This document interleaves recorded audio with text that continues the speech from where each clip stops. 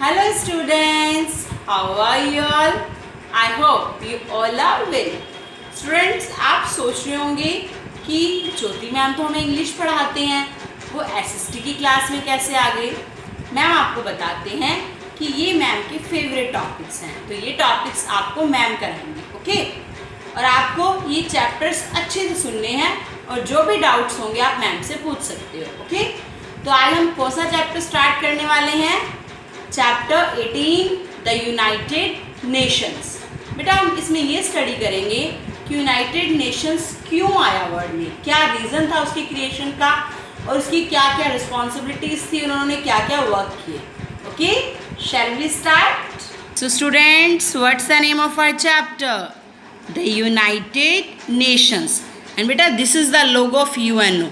Okay, so everybody open page number 130. The United Nations. The two great wars, World War I and World War II, involved many countries of the world.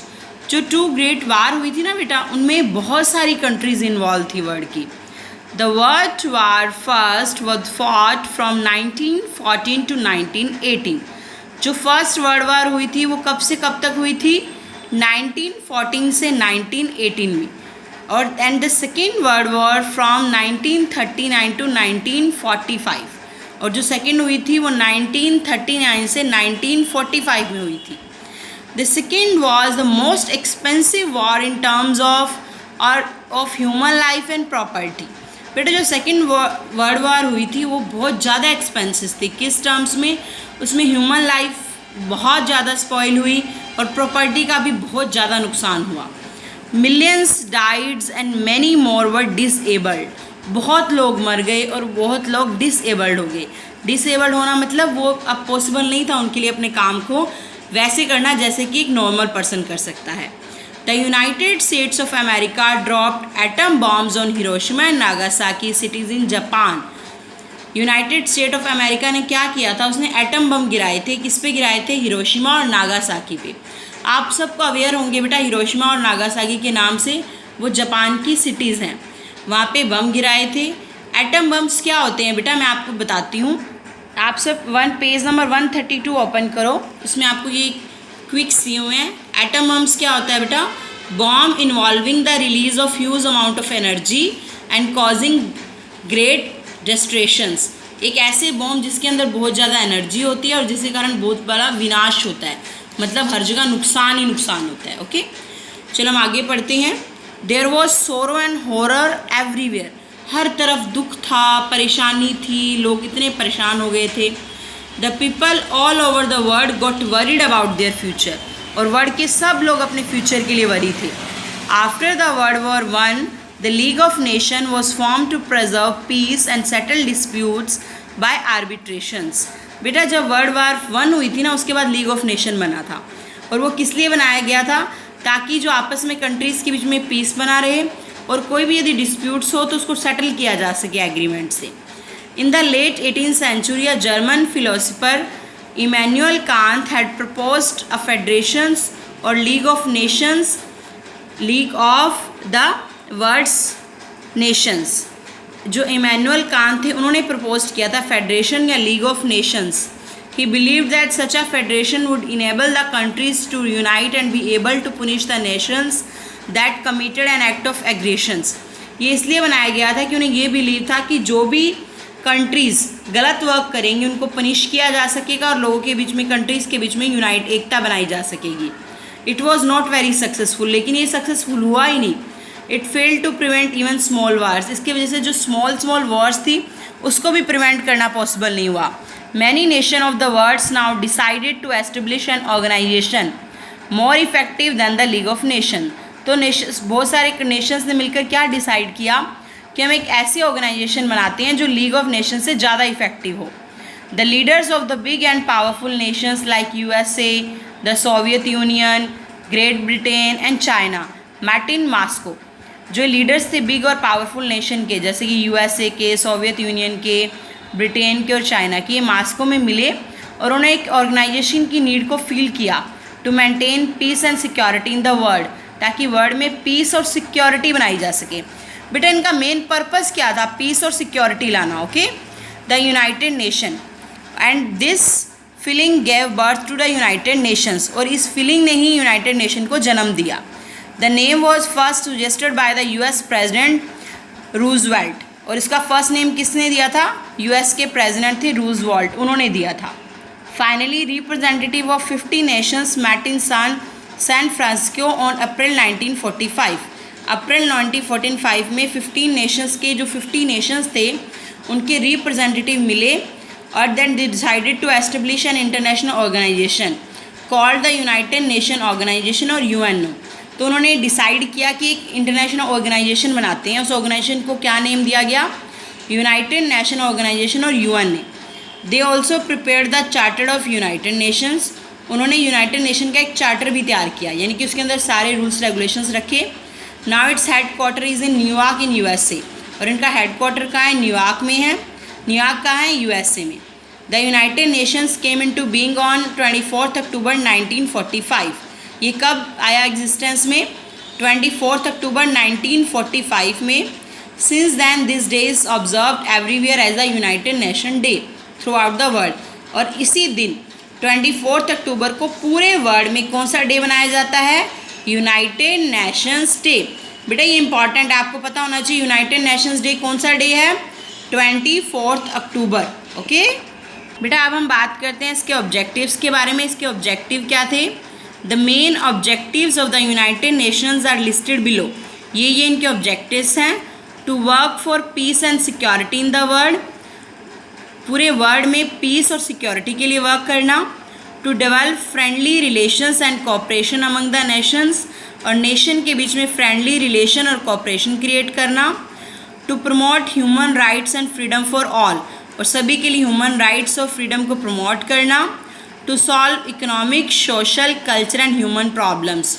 Economic, social, culture और human problems को solve करना. To remove difference based on race, religion, language and sex among the people.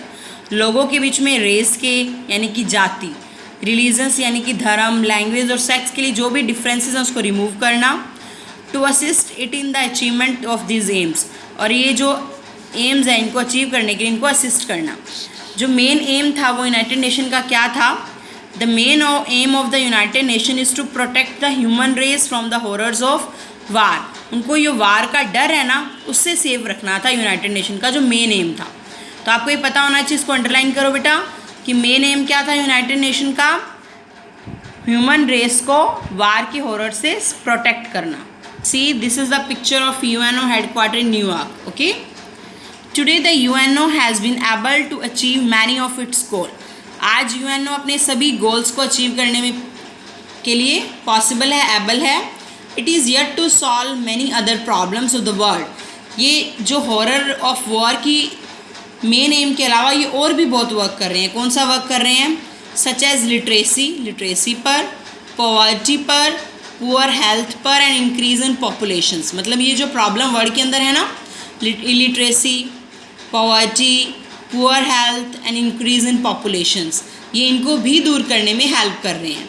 The United Nations is striving hard to meet all its goal. और United nation पूरी तरह से मिलकर इन goals को meet करने में लगा हुआ है. In the beginning the United nation had only 50 members including India. India तो स्टार्टिंग में इसमें इंक्लूड है. स्टार्टिंग में इसके मेंबर्स क्या थे? 50 थे. Now it has more than 192 countries as member of the UN body. और अब इसके मेंबर 192 कंट्रीज से भी ज़्यादा हैं. The United Nations made a declarations. United Nations ने एक डिक्लेरेशन किया about the right of human beings के राइट के लिए, called the United declarations of human rights. It was adopted on 10 दिसंबर 1948. इसको 1948 10 दिसंबर को अडॉप्ट किया गया था, which is celebrated as human rights day all over the world. और तब से इस दिन को ह्यूमन राइट्स डे के रूप में सेलिब्रेट किया जाता है. तो ह्यूमन राइट्स डे कौन सा है? 10 दिसंबर. और यूनाइटेड नेशंस का डे कौन सा है? 24 अक्टूबर. ओके बेटा, ये ह्यूमन राइट्स कौन से हैं? चलो हम इसके बारे में पढ़ते हैं. Some of the human rights are mention below. All human beings are born free and equal in dignity and rights. सभी ह्यूमन बींग्स फ्री हैं, बॉर्न हुए हैं और उनको इक्वल है डिग्निटी और राइट्स का। Okay, everyone has the right to life, liberty and security of person. हर पर्सन को लाइफ का, लिबर्टी का और सिक्योरिटी का राइट है। No one shall be held in slavery or servitude, slavery and the slave trade shall be prohibited in all their forms. और सभी forms में जो सेल्वरी यानी कि किसी को आप अपना दास बना के नहीं रख सकते, ये नहीं कि आप किसी को अपना सर्वेंट बना के होल टाइम के लिए रख लोगे, इस तरह का ट्रेड सब प्रोहिबिटेड है। No one shall be subjected to torture और टू क्रूअल, इनह्यूमन और डिग्रेडिंग ट्रीटमेंट और पनिशमेंट। और किसी को टॉर्चर नहीं कर सकते, किसका इनह्यूमन बिहेव नहीं कर सकते, डिग्रेडिंग नहीं कर सकते और पनिश नहीं कर सकते। Everyone has the right to recognition, everyone as a person before the law. Law के सामने सब पर्सन एक रिकग्निशन है, सबको एक राइट है एक पर्सन होने का। All are equal before the law, और लॉ के आगे सब बराबर हैं। And are entitled without any discrimination to equal protection of the law, और लॉ जो प्रोटेक्शन दे रहा है उसमें किसी भी तरह का डिस्क्रिमिनेशन नहीं होगा। No one shall be subjected to arbitrary arrest, detentions or exiles, और किसी को भी आर्बिट्री अरेस्ट, डिटेंशंस या एग्जाइल का सब्जेक्ट नहीं किया जा सकता। Everyone has the right to freedom of movements, और हर पर्सन को फ्रीडम है, वो कहीं भी मूव कर सकता है। And resistance with in the border of each state, और हर स्टेट के बॉर्डर के अंदर अंदर रेजिस्ट कर सकता है, रह सकता है। Everyone has the right to leave any country, किसी भी पर्सन को राइट है वो कंट्री को लीव कर सकता है, इंक्लूडिंग हिज ओन, अपनी भी, and to return to his country, और अपनी कंट्री में वापस आ सकता है। Everyone has the right to a nationality, और हर पर्सन को नेशनलिटी का राइट है। Everyone has the right to freedom of thought, conscience and religion, और हर पर्सन को सोचने का, कंसाइंस का और रिलीजन का अधिकार है। Everyone has the right to freedom of opinion expressions, आप अपने ओपिनियन रख सकते हो, एक्सप्रेशन रख सकते हो, इसका भी आपको राइट है। Some of the problem are still there, अभी भी कुछ प्रॉब्लम है, but the United Nation is working sincerely to help the human race in its growth and development. लेकिन फिर भी यूनाइटेड नेशंस सिंसियर होकर ह्यूमन रेस की ग्रोथ और डेवलपमेंट के लिए वर्क कर रहा है। इंडिया भी इसका मेंबर है। India is also a member of the UNO. It was among the first 50 nations who signed the United Nation charter, जिन्होंने यूनाइटेड नेशन चार्टर साइन किया था, उसमें इंडिया भी इंक्लूड था। Membership of UNO is open to all peace loving nations, जितने भी peace loving nation हैं उन सब के लिए इनकी मेंबरशिप क्या है, ओपन है। Come to the fact file. On August 21, 2008, India and the United Nations Children Fund launch an action plan. जो यूनिसेफ था उसने इंडिया और the United nation children fund ने एक एक्शन प्लान लॉन्च किया था, that will focus on reducing the infant mortality rate in the country. जो country के अंदर जो छोटे बच्चे हैं उनकी जो मोर्टलिटी रेट है उनको रिड्यूस करने में हेल्प कर रहे हैं। The first 5-year plan will focus on providing medical facility to check HIV and help in its treatment and giving quality education. और फर्स्ट प्लान में क्या किया गया है, HIV टेस्ट किए गए हैं और इनका ट्रीटमेंट किया गया और क्वालिटी एजुकेशन पर ध्यान दिया गया, चाइल्ड प्रोटेक्शन पर and provisioning of safe drinking water and sanitations and gender equality, और सेफ ड्रिंकिंग वाटर प्रोवाइड किया गया, सैनिटेशंस पर ध्यान दिया गया और जेंडर इक्वलिटी पर ध्यान दिया गया। ओके, ये प्लान करा गया था यूनिसेफ के द्वारा। ओके बेटा, अब आपको समझ में आया यूएनए क्यों बना था और उसने क्या क्या वर्क और अदर करे थे। यूएनओ बना तो सिर्फ किस लिए था, ताकि पीस क्रिएट किया जा सके पूरे वर्ल्ड में, लेकिन आज यूएनए इसके अलावा और भी अदर वर्क कर रहा है। लिटरेसी पर ध्यान दे रहा है, पॉवर्टी को रिड्यूस करने में हेल्प कर रहा है और पूरी कंट्री के अंदर डेवलपमेंट की और ग्रोथ में हेल्प कर रहा है। ओके बेटा, I hope students you have understood the chapter and in next class you will do the book work, so you have to read the chapter carefully. Bye bye and have a nice day.